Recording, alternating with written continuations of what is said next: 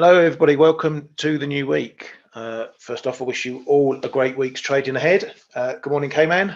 Good morning, Ryan. How are we doing? All good, Morning, mate. A good weekend? morning. Morning, Stel. Hey, guys. You boys have a good weekend? It was good. Did you go to Goodwood by any chance or not? No, I didn't go. No. Festival of Speed. Oh man, my brother No, went. He was one of our guys apparently. went. Yeah, Mark in the room went. Yeah, apparently it was amazing. Yeah, last time I was at Goodwood was horse racing, probably about 17 years ago. Nice. Yeah, lovely place. Okay, you had a good weekend, mate? Yeah, lovely. Thanks. Nothing really special. The weather was a little bit up and down, but it was a nice weekend, relaxing after a couple of hectic weeks, and it seems this one will not be too much different. No, it seems so. Got a fairly busy week on the data front, which we'll look at shortly. So let's just go over some of the bits and pieces from the weekend and last week. RBA's low said that 75 BP hike was never on the table at the last meeting. The next meeting will be 25 or 50. So it's pretty much following his recent remarks. He just brought down expectations a little bit. That were running ahead like a lot of the other central banks were. So it's 25 or 50 at the next meetings ahead. ECB had a lot of wafflers out on Friday, De Guindos being one of the main ones, largely talking about getting this fragmentation tool together, that they're starting on that. But he did say that they see negative growth in 2023, or he's seeing negative growth for 2023. But on rates, he said that the communication is firm for a 25 pip hike in July. So I think, again, expectations need to be drawn down about what we're going to get. Anyone who thinks we're going to get 50s or more might be disappointed in that one. He also said he expects to reduce the balance sheet over the next 5 years. So that's something we haven't really got great detail on in terms like QT. So that's something that's probably going to feature more and more like it did for the Fed as we get towards that July meeting. 21st of July is the next ECB rate meeting. And speaking of that, today they announced that they're changing the times. So now the ECB announcement, which is usually at 11:45 GMT, will now be half an hour later. So 12:15 GMT. And also the press conference is shifted forward by 15 minutes. So instead of being at 12:30 GMT, will now be at 12:45 GMT. What that does is it takes it out of the realm of the data, at least, because the US data we get at 12:30 GMT usually. That just pushes it out the way, but it just means that we have to wait a little bit longer. For Lagarde's ton of waffling to go on. But anyway, just a date change, and as I said, that starts in the July meeting. Now, Fitz Bullard was out Friday as well. He sees the Fed rate at 3.5% by year end. Take that as the mid rate. We're currently 1.75 in the rate there, so another 175 pips of hikes he sees before year end. You can do the maths there over the amount of meetings left. And Fed's Daily also said 75 BPs were likely needed in July. So another Fed member coming out. So we could be ramping up at that same rate.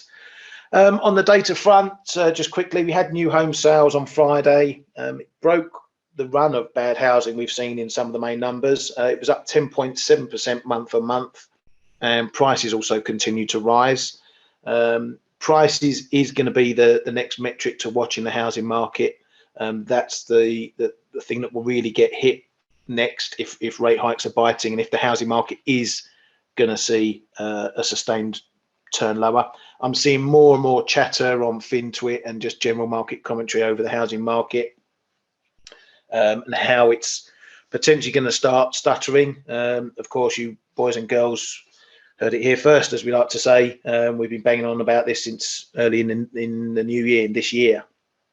So the next items we'll be looking at is obviously the consumer side of things, retail sales, things like that, to see if we're starting to get a wholesale weakness in the economy. At the moment, it's not looking too bad on that side.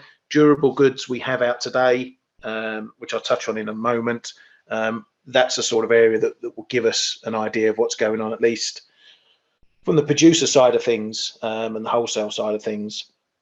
On Friday, we also had the final Michigan reading, which dropped across most of the components there. And the important one being the inflation numbers. The 1 year dropped to 5.3% from 5.4% prior, and the 5 year dropped to 3.1% versus 3.3% in the flash reading. Now, obviously, this is something that the Fed has highlighted as one of their big metrics to look at with regarding rate hikes. Are inflation expectations going to be coming down, or are they going to stay high? That potentially is going to feed into their decision on what they do with rates. The moves alone, not really big, still way above, obviously, Fed's target.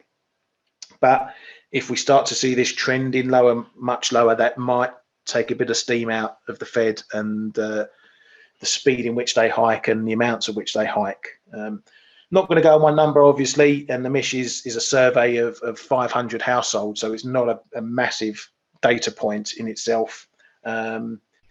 But we do get consumer confidence this week as well, and there's inflation numbers in there too. And then the Bank of Japan had their summary of opinions to do with their latest or their last meeting. Nothing really of note in there. They see a rapid depreciation in the yen has a negative effect on the economy, so a bit of a repeat there. We did get a story out just not so long ago that the Bank of Japan apparently now have holdings of JGBs that exceed 50% of the entire market. Obviously, they've been heading that way for a while now, but it's still a moment in history, if you like, where a central bank potentially owns over half their own bond market. That's all the bits and pieces of news I've had this morning. Kay, you got any got any thoughts or any items that read out? There's two little things that caught my eye over the weekend. It's more comments than any data or real facts. But the Dutch Prime Minister Rutte, there's the G7 going on, and he's been commentating on saying that Italy should take care themselves of the spreads in the eurozone instead of ECB. He was a bit vague, but I have the impression that, and the ECB forum is starting tonight, by the way, in Sintra in Portugal. I have the impression that there will be a few discussions before they can reach an agreement on how that spread tool, fragmentation tool will look like. We might have a bit of a fight going on between the, call it the core and the peripheral, Eurozone countries regarding this fragmentation tool. So we should keep a close eye on that, because any setback or any setback to the plans could mean a little weight on the euro shoulders, but remains to be seen, of course. No, the other thing was the Russian default, but it's going relatively down well. None of the markets is really under stress. On the contrary, since countries are trying to put a ban on Russian gold sales, gold is trading a bit higher this morning as well. So that's really caught my eye over the weekend. There's a bit of discontent in Japan by the Japanese farmers, because they are really suffering with the high import prices for corn, etc., complaining that it might have an impact on the quality of their Wagyu beef, and so it might put a bit of stress on the LDP. But then on the other side, they've already said that they would do probably another program to help farmers and those suffering the most from high import costs. So those are the little things really that caught my eye. But then it had little effect on the yen, and for sure the Rutte comments didn't have any effect on the euro at all so far. Yeah, I agree. That's going to be the bum fight to come, if you like, the fight between northern states and southern states. How much are they going to potentially be bailing out the southern states yet again? Yeah, because if you want to keep the if you want to keep the fragmentation tool, let's put it amount neutral, you're going, if you buy peripheral bonds, you're going to have to sell some others to get that money back. So that means putting upward pressure on German, Dutch, Austrian, and a couple of others rates. So I don't think that they would be that happy about it. No, exactly. Stel, you got anything you want to add to the? One thing I was going to say is, isn't it amazing how a comment like that about the Italian spreads, which is completely logical, and that's how the market should be. It's people are saying, "Oh my God, what are they saying?" The market should themselves sort themselves out, but we've been living for the last decade or two with a major intervention everywhere, so it's kind of become the norm. But no, I mean, otherwise, but nothing really jumped out at me over the weekend. The markets obviously are continuing a little bit on their, what I think is a short squeeze, or basically a bear market rally. It's not going to go down in a straight line. I still think we should be selling rallies in risk, but not to be premature, let's say. I think we've been talking about levels in the S&P, and I think 4,100 is really the level where I'm going to personally start looking to short. So I think we have a little bit more to go on this move, but it looks like everybody's happy now, and they're trying to call a top in rates and in inflation, and that's dangerous. It is dangerous, and I personally think the Fed they're just going to continue full pace until the markets basically tell them or react in such a way that the Fed will then just say, okay, we don't want to cause too much damage, and they're going to kind of slow down the pace or stop at some point. But at the moment, I think sell rallies. That's my view in equities, bonds, pretty much everything, and we wait and see what the Fed tell us, because really they're driving everything at the moment. Yeah, I'm actually going to look at the S&P in a moment, because it's looking quite interesting, particularly from a fundamental perspective. So we'll get on that in just a second, mate. Yeah. What do you want to do quickly? I've just thrown in a couple of links into the chat there on the side there. One's to the ForexAnalytix platform, which you can get to via that link there. And you can find out what we do on the platform, some of the benefits and things we've got going on there, and grab a special discount using that code FFL20, get you 20% off your subscription. And also the other link to the Traders Funding Program, which some of you may or may not know about. We've got running at the moment where you can basically leverage up your trading, trade someone else's money if you pass the assessment. For those of you who are in the US, probably too early to be watching this, but if you're watching it on catch up, as we like to say, it can help you with FIFO rules, because the broker isn't in the US. You can get around FIFO rules for that, which I know has been a big bonus for a lot of our traders in our chat room. So if you want to have a look there, just click on those links in the chat function on the side there, and that'll take you to that. And now we'll just, before we get into some prices, just wanted to have a quick look at what's coming up this week, because it is a big, busy data week. Now, just to get the first thing out of the way, although Friday is the first of the month, usually the first Friday of the month is NFP day. It's not, because NFP doesn't happen when it's the first, when Friday's the actual first of the month. So the NFP is actually next week on the 8th. But in the meantime, we do have a busy calendar, starting with durable goods today. That's going to be important because it contains some investment, big ticket items like airlines, defense, which is always a volatile number in itself. But it also highlights some of the investment part of that, and that comes from the capital goods orders, non-defense ex-air number. That's one that a lot of people will look at. But durable goods is things like washing machines, fridges, dishwashers, TVs, that sort of thing. So it's very consumer focused as well. And obviously, if we're seeing big orders there, it means potentially a strong consumer. The problem we had is, as we saw from Target and Walmart, is that there was a lot of inventory building over the last few months, which has come to a grinding halt. So if we're going to see problems, this is one of the areas where we may see that reflected, because if these companies have built up their inventories, they can't get rid of them, they're not going to order more stuff. So we'll see things like durable goods falling. So that's the number to look at there. And if you're in our chat room, we'll look at the breakdowns a bit later. I'll probably put the details, the numbers expected up in the chat room. Pending home sales is, again, keeping with the housing market theme, another one of the main numbers. And then we get one of the other regional manufacturing surveys.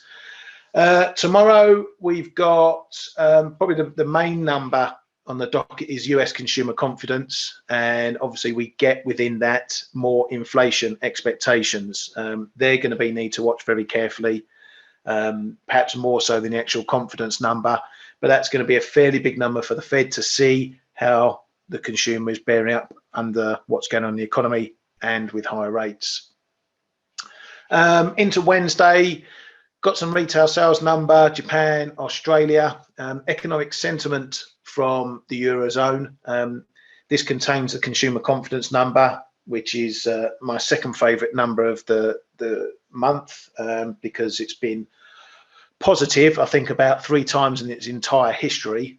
So it doesn't really tell us much. It tells us that Eurozone consumer is a miserable bunch, pretty much since its existence. But again, within that, we get some inflation numbers. We get selling price expectations and consumer inflation expectations. So for the central bank, again, it's more seeing how the consumer and how businesses see inflation. And obviously the ECB is big on inflation expectations. We get German CPI data as well on Wednesday. That will be, before that comes out at 1 o'clock, we'll get the regional numbers, which give us a basic indicator what the main number is going to be. Following that, we get US GDP. I think it's the final number or one of the last revisions we get. Old news, so nothing really to get our teeth into there. Into Thursday, again, final numbers from the UK GDP, German retail sales, and we get more CPI data. This is all the flash numbers for June, by the way. So the updated numbers that the ECB will carry on into their thoughts for the July meeting. Is there going to be something here that will change their minds? Probably not. They're on the hike path, pretty much whatever this data tells us. And I think we know it's not going to be going lower significantly anytime soon. Later on in the day, Canada GDP is coming out, more jobless numbers as usual on that day. Friday, we get back into the PMIs. We have the final numbers from some of the manufacturing, Germany, France, Eurozone, UK, plus some of the others we get in Asia, Japan. So there'll be the final numbers. Then we get the final US manufacturing PMI, the S&P Global or the market one. Then we get the big ISM number on Friday at 1500 London time. Again, this is going to be a big number. We've seen from the smaller numbers that there's been issues again. It's looking softer. The ISM, I wouldn't say bucked the trend last month, but it wasn't as bad as it could be, or as some of the regionals said the situation was. But we need to see again, this is a big number. This is probably going to be the biggest number of the week. And as we know, data moves the markets, as we found out on Friday, with the market moving over the Michigan consumer sentiment. So that's a quick look at the week going on. Anything there for you, Kay, still? You got your eye on? Well, it's going to be busy, right? The thing is that we've seen so much aggressive repricing of expectations of central banks lately. It's kind of unique situation, and I've been saying that already a few weeks, that the speed at which the money market, the yield market, the bond market reprices stuff is actually historical. And I read the same thing on an article over the weekend in Bloomberg, saying the same thing, that the bond traders have rarely seen such aggressive repricing so often. So I guess we are going to continue to see the the same thing happening. So we have all these data this week. Yes, the Fed is going to look at it. On the other side, I wanted to add just something because you were talking about the Fed and looking at those data. We also can't forget that there was this little line that really hasn't made it to a real headline, where he said that, or was it him or somebody else at the Fed said that they expect the whole yield curve to be the real rates to be positive at some point, which means that even if inflation would start to go off down to 4%, if they want the whole rate curve to be the real rates positive, that means that yields should be trading above inflation or inflation expectations or inflation data. I thought it was something very interesting. So that makes Bullard's comment all of a sudden having a lot of sense, because even if inflation starts to come down and he wants to go up to 3.5% or even above, they will have to push it up to there to have the whole curve in real rate positive territory. So I thought that that is going to be interesting in the pricing and repricing of curves and yield expectations over the week.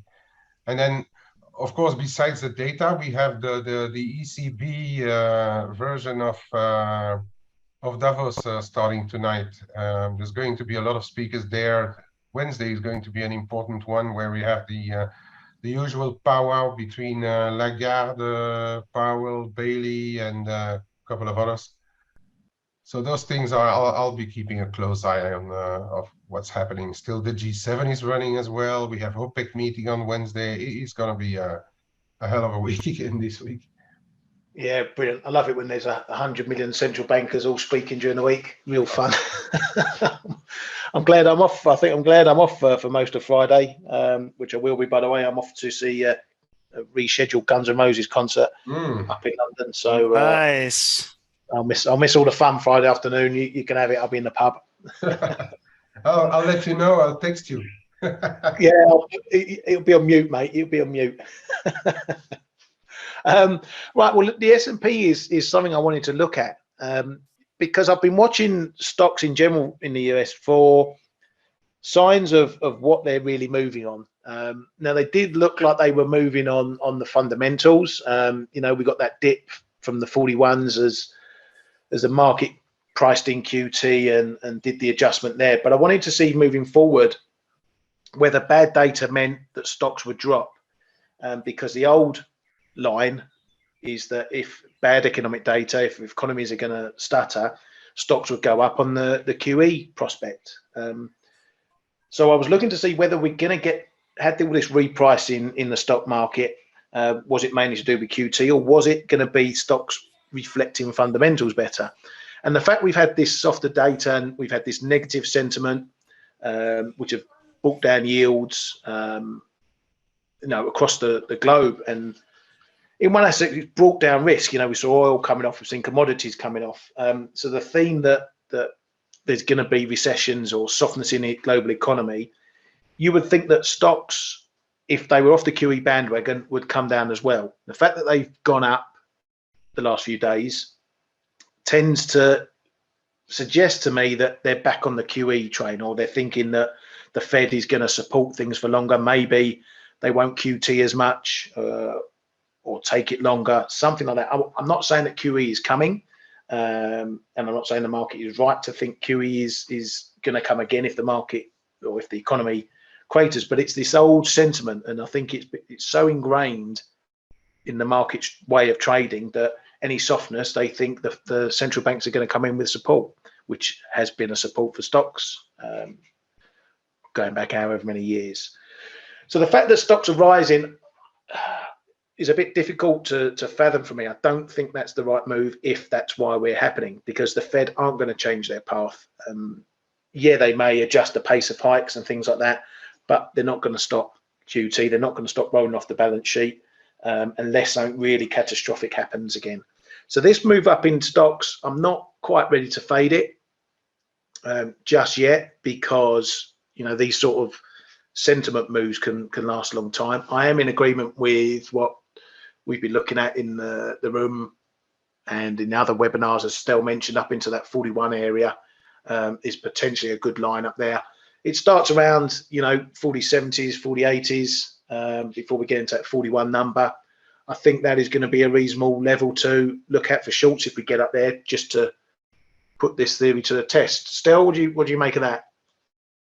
Yeah, I agree, and the market is trying to, or is repricing a little bit where terminal yields are going to be, but we have to take everything with a grain of salt, because the way yields shot up so quickly, such a short period of time, there's going to be a correction, which we're seeing now, and I really don't think the Fed are going to deviate from the path unless there's a strong reaction from the market. So perversely, the more the market kind of rallies back, the more ammo it gives the Fed to just keep going until inflation gets tamed. And actually, it's a good opportunity for them to try at least to reduce their balance sheet. Now, how are they going to do that with a huge deficit every year? I don't know where they're going to fund it from, but they're going to try and reduce it. And as I said before, the more the markets are not crashing, and yes, we're down almost, around 20% from the highs in the S&P, but it's been relatively orderly, and there's no capitulation. And I know I go on a tangent, but there was somebody tweeted on, I can't remember who it was yesterday, and it was a really good point. When you see the final move on a bear market is usually or almost always in high volume, and that's when you see everybody just basically getting out, capitulating. Yes, no, this is going to go way lower, and that's when you actually see the reversal. This happened in 2020 and 2008, 2009, and this time round there's been no volume. So I don't think there's any capitulation yet in terms of the move lower. And as long as the market's being orderly, the Fed are just going to keep going. This is their opportunity. We've said this for a while, right? This is their chance to put some rates back up to some level where they can cut them again, because they will cut them again. So I find it very difficult for me to change my bias, which is lower in risk in general. But this little short squeeze higher, it has some legs. I think we're going to get to 41, maybe 41.51, or Arif said 41.50. Yeah, could get there. I think risk reward, and technically as well, would be a very nice area to try and fade that, but not yet. Yeah.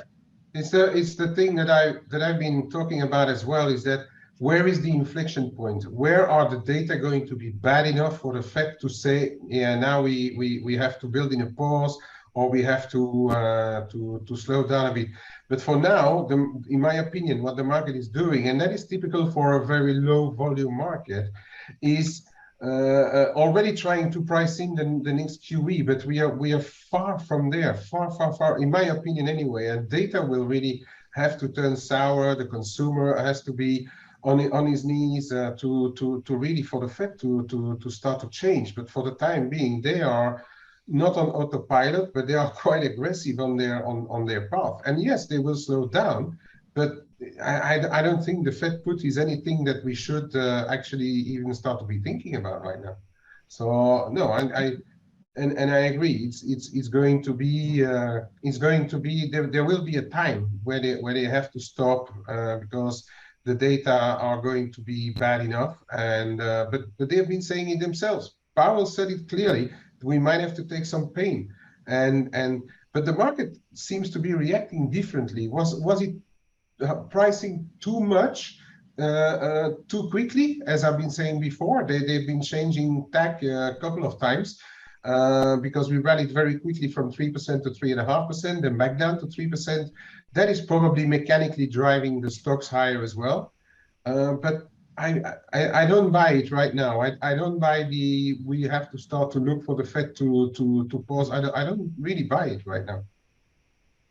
No, I mean, I could be completely wrong, and maybe stocks are being a bit supportive because we're not seeing massively bad data amongst the consumer and businesses in general. Yeah, we've seen some weakness in manufacturing, but we're not at any sort of collapsing levels at the moment. No. So it could be that we're still in soft landing zone. Let's call it that. Yeah. And let's face it. And let's face it, if it would be a huge surprise if the durable goods would not be down today. To me, it would be like a very big surprise if they would hold up, because Walmart and Target, they were sitting on huge inventories in May, and this is a May number. They should be lower, the numbers today, but to me it would be a surprise if they're better actually. Yeah, and again, we'll see with the data now potentially moving prices. I mean, that was a fairly decent move for the final Michigan number. I mean, the Michigan flash or final never usually gets a look in as far as the market's concerned, unless it's a really busy day and the market needs something to trade on. So to see the kind of moves we got, not huge, but, you know, as I say, if we usually see nothing and then we get in 10, 20, 30, 40 pip moves around it, it just shows that data has got its importance. So it may not be that data becomes something that's going to be trend moving in terms of prices, you know, but there's going to be greater price volatility around data numbers now. So as I say, whereas, you know, you might see NFP moving 10, 15 pips because everyone knows what's going on and there's nothing really to trade there. Now this data might be worth a few more pips now, and for us trading it, that's the hope, and that we get that sort of volatility, because it's very nice to trade, and you can pick your sides, pick your fades, and see what the price wants to do. It'd be a welcome return to a bit of volatility in data trading. So let's just move on to some of the others. There's not an awful lot going on. Again, you know, without going on to repeating ourselves, there's a lot of repetition about what prices are doing. You know, we're walking the same old lines. As Kay mentioned, you know, yields pretty much holding the 3% mark. So now we see where they want to go to. Are we going to find out, you know, a range between sort of 3%, 3.25%? We have to remember again to look at the curve, as Kay mentioned, because, you know, that's where, look at something like the 2-year yields, that's where the market is going to be pricing the end of Fed hikes, or where they're going to be going to. Now, we know they're going to see the highest level the Fed members expect, maybe up towards the 3.75, 3.5, 4% mark, before they come back down in 2024 to somewhere around the 2.25 to 2.75 area. So that's something to look at to see what gets pricing. So they're still potentially pricing a higher level for Fed rates, but if that changes, then we're going to see the moves coming in as the expectations change. But as I say, for 10 years, you know, holding above 3% looks like it might be pretty solid. Rates are going to go to 3%, so it makes sense we don't see any moves under 3% in yields here. But then you look at the reflection on something like dollar yen. Again, you know, just keeping at the moment, we found that this 134.5, 45 level has shown up again. We had a couple of dips under, no, none too significant dips, but if you're looking for levels to be solid like they have been previously, you want to see a almost perfect hold of a level. So it got a bit broken there, but here we are coming into the new week and it's holding at a level. And we just got a little mini range here up towards 135.20-ish. So a bit of indecision going into this week. Are we going to move back towards the highs? Are we going to move lower? What is everyone waiting for? Probably waiting for the data. So this is something to watch. In the meanwhile, if we do start to see consolidation, this is where data trading becomes important. At the moment, I feel that bad numbers are going to be traded better than good numbers because the market is in a negative bit of sentiment right now. It sees recessions coming over the months ahead. So it's going to take a lot to change that. So if we get any good data, like Kay mentioned, it might be a bit of a surprise to get good data from the durables. If you get a rally in something like dollar yen, I'm going to be looking at, you know, what the levels it's potentially going to hit for a potential fade, because unless the mood really changes, good data moves are likely to be faded at some point for the overall sentiment. Conversely, you know, how much lower can a bad move get? How much more pricing can this bad sentiment, negative sentiment be priced? So again, if we get bad numbers here, watch the yields. If the yields break 3% and hold below 3%, that's going to be another negative trigger. Could see dollar yen dipping down maybe towards 134, even worse. Back to that blowout we saw down to the low 131s. We could be heading in that direction. So the data is going to be important, in my opinion, and it's all going to be about seeing where the price wants to go. The old levels, the old ranges that we've got in play here, still sitting in play, and that's all we can do in the meantime. We can just see what happens. We'll take a look at euro dollar. Began on about 104 to 106s. In between we've got the 105 area to 106. Just walking the same old walk. We have got a slight uptrend developing here. But it's going to need a break of this 106 area, and then we get back into this sort of area up towards 107s, 108s. But if we can't break up here, then that suggests we're going to get another move south, because if it can't go up, the only other way it can go is down. So then we see, does 105 hold, or do we get a push down lower? You got any thoughts on dollar yen, Kay, or euro dollar while we got those up? Well, the dollar yen, we can safely say that it's trading around 135. What I find interesting, though, is that despite the pressure that especially the outside has been putting on the foreigners have been putting on the Bank of Japan, because there was like a record Japanese bond selling going on by foreigners over the past couple of weeks, like historical record Japanese bond selling to try and somewhere force Bank of Japan's hands. And apparently they have noticed that in the Bank of Japan, because they said the external pressures, whatever, blah, blah, blah. But matter of fact is that the dollar yen retakes the 135 relatively easy, in my opinion. So that's the only thing. We are in a range. I wouldn't go blindly buy it, because it retakes the 135. We have come down from above 136 after all. But it does retake this 135 relatively easy, still, in my opinion. I can look at a bit of my other stuff if you want. Yeah, we can get there. There was a couple of questions. Yeah. I'll just let me switch off the charts and you can grab them, and then we'll just look at. Let's have a look. There was a question there. All yours, mate. While we have a look. Just a couple of things. Brian was asking. We might have stuff pop up from the G7. I think that there was stuff out this morning. I'm not expecting any market moving stuff. I think we had most of the comments out over the weekend and this morning. I'm not even sure if we've had the first draft statement that they usually issue, but I don't seem to think that it's going to be anything market moving. On gold, Arif was asking about the Russian thing. Let's have a look. Where are we? Where's his question? Missed it. Yeah, so what will stopping gold exports do to Russia? Well, they've obviously got their reserves, and I think Switzerland are still facilitating some of their holdings, if I'm not mistaken. So they're not putting any block on anything like that. The main thing with Russia and gold is, not so much what their reserves are doing, it's if they can offload their reserves. Now, obviously, if they're blocked from major markets, then it's okay having gold in the bank, but no good if you can't sell it. There's been a little bit of a lift in gold, I think, hasn't there, Kay?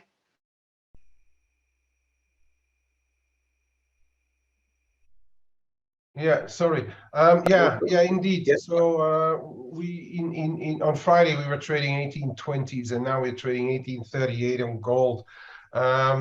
Let's have a look at this. So we are in this range still, really. I think the big one is going to be if we break under 1800, 1805, 1810, and then topside 1875.80. As long as we are in this range, it's going to be range trading. There might be a little bit of a short-term break going on if we get above 40.42. To have a look back at perhaps high 1840s or mid 1850s on this story, if the market really thinks it's going to create some shortage in gold on the market.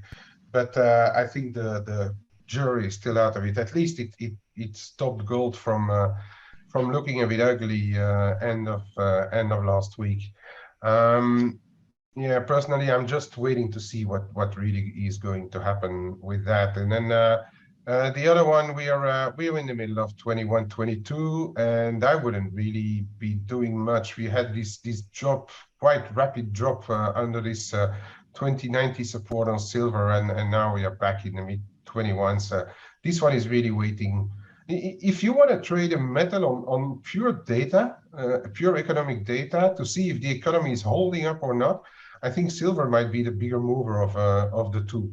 If you trade geopolitics, if you trade pure yields, then I think it's likely that gold is going to be the better mover. But then let's look at a little of the other things that happened this morning. We saw two things happening which created quick, very early morning moves. And that's a bit of a jump in Eurozone yields and UK yields. And you see this, what I was telling about the other day about this differential, and you can overlay euro dollar with it. It's nearly a perfect overlay. So if you, this is one to keep an eye on when data will come out, whether it be on one or the other side of the pond, in my opinion. You see those interest rate differentials are really driving this. I think the correlation algos are now firmly plugged into to what yields are doing, perhaps even more than what equities are doing on the short-term FX. And as Stelios was already hinting at, bear in mind that the volumes are relatively low in current markets. I do think that the big boys, the whales, are sitting on the sides right here and now, and that's why we see those pretty light volumes and swifter moves in between the goalposts. It could be that the bigger boys are just sitting, to call it an example, on the US 10, they're bidding around 3% or sitting on the offering bonds around the 3% equivalent in the 10-year dollar, and then doing the other side around 340, 350.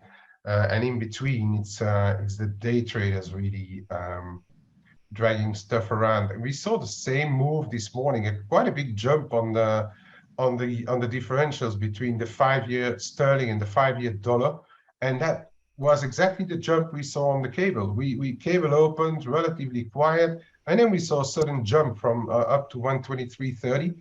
And it was all there. It was all there in the interest rate differential. So that's one thing that I really advise people to keep a close eye on to what those things are doing over the day, because in a low volume market, algos will be plugged into this and trade the effects on the back of it. They get like little impulses here and there to sell and buy currency on the back of these things.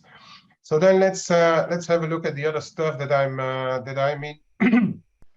I'm still short in that Euro Swissy. Big zone for me is still 102, 40, 50, 40, 60. I did buy some back. I've got this level at 10040, and it was mentioned by some other people that there was some other support around 10050. So I did buy some back happily around in the 10050s on Friday. I just started to shyly resell, but it's still only part of my base position. The real add-ons that I'm doing is anywhere above this 101.80 and then into the 102s. Sorry, figure 40 zone. I will be adding on to my core again and put the stop above there. It's a pretty clear area now, in my opinion, to either cap or we might see a quick run up to 103 or even 104 if it would break. So that's been a happy trade. I've been trading that one around already 3 or 4 times. So it's a nice little trade to be in right now, if we call it somewhere around the start. The other one always keep an eye on is the MEX. The dollar MEX is still weak. Once we've broken through this the 20 zone, we haven't really looked back. Little retest there, and then came back off. We are trading well below. I think it's going to be the first resistance, but there's resistance, in my opinion, all the way up to well, at least 2010, but my bigger level will be around somewhere in the 2020s. But it still looks like the mix is really trading on the back of the high. It's a real high yielder now, 7.75%. Sorry, the Banxico rate. It is high. Since I'm not really a dollar bear myself, I still express this rather via the Euromex. As I've been telling in the room, I've been taking a bit of profit into this zone. On Friday, I took some profits around 2090 on the core, and I'm starting to look to re-add around. I will need to bring that one down a bit in the time frame. Let me do something else. Yeah, so I'm going to start to add again from 2109. I also like the break it traded here, 2127 from where I started to short again or re-short it again. So here 2109, I'm looking to add a bit all the way up into this 21 and a quarter, 2130 zone. I think the big zone there is going to be around low 2140s. That should be the bigger resistance right now, and I'm happy to trade stuff around the base, a base short over there. What else? Do you want to have a look at oil while you got the charts up there? If you want a quick look at oil. Oil, yeah, I had a quick look at it, but again, as I was saying before, I don't really trade oils. I don't really trade oils, but the bigger levels are really 95. There's this 104 zone which we temporarily broke, but it is really holding to me. As long as we hold this 95-100 zone, it's still oriented to the top side. Okay, yeah. It would be a bigger drop if it gets down there, but if we get back above 110 here, this 110, 111, then we are back into more positive territory.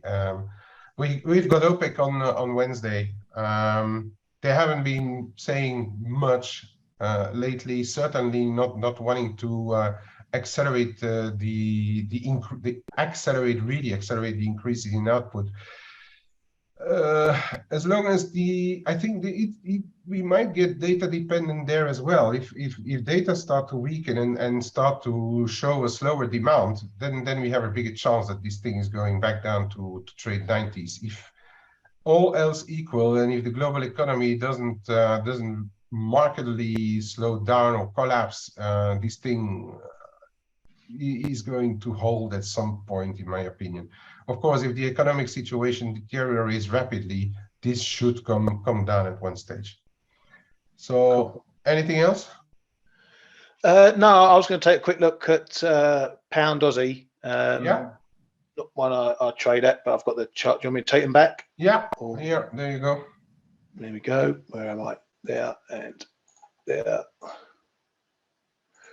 Yeah, Arif, just wanted to look at pound Aussie.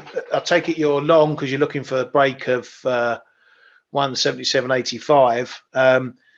For me, we got this zone here, you know, probably up to the first break line around about 178, you know, and a few pence over. If we break there, we've got to really clear 178.50, and then we potentially get a move up to 180 again. So from my point of view, that's what I'll be looking at. You know, it's a very solid resistance area of late, the last few months, following the breakdown from, you know, coming up way above. So it's an area that needs to be respected. So one of the ones you got to go for a break. Now, if you are shorter from down below, and let us know if you know what you're in and what your view is and what you're looking for. But if you're looking for a potential break, for me, it's this zone here. 178, 178.5. If you clear that, you know, you can either go with a buy stop just above, keep a stop just below for a fairly tight trade and see what it wants to do and where it wants to go. So that's on that. Now, just something that Mike pointed out, completely forgot about, probably purposely, because it's an absolute hateful time of the year. It is month end coming up. It's also quarter end, which always makes it a bit spicy. And to add to the spice factor further, it's also half one end, so the end of the first half of the year. So this time it can be, as I say, extra spicy, because it is a point where some investment firms and whatever, they take half-year profit and loss readings, detailed reports to their investors. It can create a larger time where rebalancing is done of portfolios. So it's increased the potential volatility factor for this week. Now, tomorrow is value date, end of month. So that means that FX will trade the exact end of month day tomorrow. But from today, watch the fixes. I'm just wondering now if maybe that's half the reason why the pound's a bit higher. We're potentially seeing some fixed moves going in there. If you're in the chat room, our platform, our chat room, we will have some of the bank model notes up as we get them. They tend to detail what they expect for month end in terms of rebalancing and what the flows may be on the FX side. So look, we can see moves on or into each hour, particularly through the European morning. So if suddenly you get to 10 to an hour and you see a pair or a currency making a move, that can indicate there's some fixes, because you do get fixes on the hour. They tend to spread all these moves out nowadays. But obviously 4 o'clock London fix is the big one. So they could be busy periods, especially being that this is a special time of year for the end of month stuff. So thanks, Mike, for reminding me of that. I hate end of month most times, because everyone tries to dissect it and what's going to happen, and then everyone bases their models on the stock moves for the month, the prior month or quarter, and then we get big stock moves during the week, which just throws it all up in the air. So it just becomes a guessing game, and we end up pulling our hair out. So the main way I look to trade these periods, end of months and things like that, is just to see if prices are put out of sync with the general trends. So for example, we know that dollar yen is on an uptrend. We know it's capable of moving higher. If we get some very strange moves, non-headline related moves that sees dollar yen come down significantly, that may be worth a fade if it looks like it's end of month stuff. So that's just what I look for generally. We know what the general trend is for something like euro dollar. It's sideways at the moment. If we start seeing a big move coming around the fixes, that gets my interest up for potentially fading, so we get back onto the trend afterwards. But as I say, we update in the platform a lot of what goes on in month end, just to try and decipher the clues and see what happens. Have we got any early indications for the month end, Kay? Just off the bat? No, up to before Friday. No, because I've been watching those things for years and years. And before the big bounce on Friday, it would have been dollar buying for the end of month. But then, as you say, there's end of quarter and end of half year mixed in there as well. You look at it overall, I would still say we might see some dollar buying, but then we have seen over the past few months that a lot is valid in those models until the one day, the day before last. The day before last, and then sometimes the last day everything gets reversed, and there's other moves going on. So I've learned to not trust it too much anymore, although some of the moves are sorry, easy to take if we are fast jobbers and see it start half an hour before and then ends on the top of the arrow, so we can have like quick stabs at something. But it was easier to forecast what was happening years prior, because now there's a lot of models, a lot of algos who are offering the service of smoothing it all out over a week or even more. So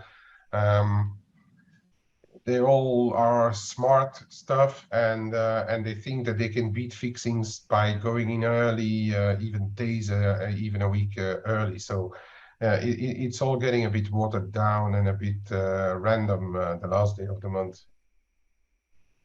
Yeah, it's just a question there. So are we looking for USD strength or weakness into fixes? At the moment, that's what I just said. I said if logic is respected or based on the equities, we should see a bit of dollar buying into the end of the quarter, half year. But it's moving so fast, and the DAX has moved a lot as well. So you don't only look at the dollar, you look at the other side of the pair as well. I'm not going to stick my neck out too much about what could happen. No, there's no, as I said, it can become an absolute mess trying to fathom what's going on. You listen to the models, sometimes they're right, sometimes they're wrong, or it happened on different days and whatever. If you're not sure, you know, this is a period where you see moves come out of the blue and think, what the hell's happened there? When you do look at the clock, if you look at the clock and it's approaching the top of an hour, something like that, then you get an idea that it might be a fixed move.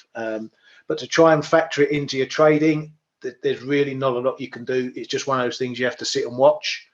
And as I say, if you get a moment where, you know, something like a fix takes a price well out of a day's range or a longer term range, you know, it sees something break one of the long ranges that we've been watching, then that's something you look at and think, right, well, what is the driver for that? Is there some news behind it, or is it possibly a fixed move? If it's possibly a fixed move, there is a good chance that it fades after, and that's where you sort of look for your opportunities.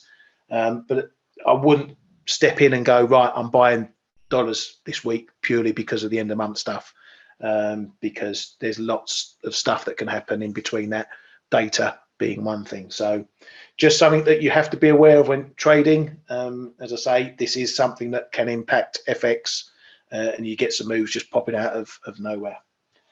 So I hope that's given you a bit of insight into what goes on this week. Should be a busy week this week, hopefully. Plenty of moves for us to make some pips on. And obviously, I wish you guys and girls make plenty of pips this week. Thank you very much for coming to the show. Thanks to Kay and Stel. Tomorrow, I will have a special guest coming in, Michael Brown from Caxton FX, who some of you might know from the Twitter sphere. He's going to be talking, he's got some good views on the markets in general, but he's going to be talking about the commerce side to FX, because a lot of people don't realize in this trading game that a lot of FX is done for commerce purposes. It's not all speculative. So he's going to hopefully shed a bit of light on that, just to see what else can move this FX market, rather than bad boys like Gus Lot buying and selling it to make a few pips. So that's tomorrow. Look forward to that one. Thank you very much for coming to the show, and we shall see you tomorrow. Have a good week. Hey traders, this is Blake Morrow with ForexAnalytix. Thanks for stopping by our YouTube channel. Don't forget to like these videos, share them, and subscribe to our channel so you don't miss any of the content that we provide here for free.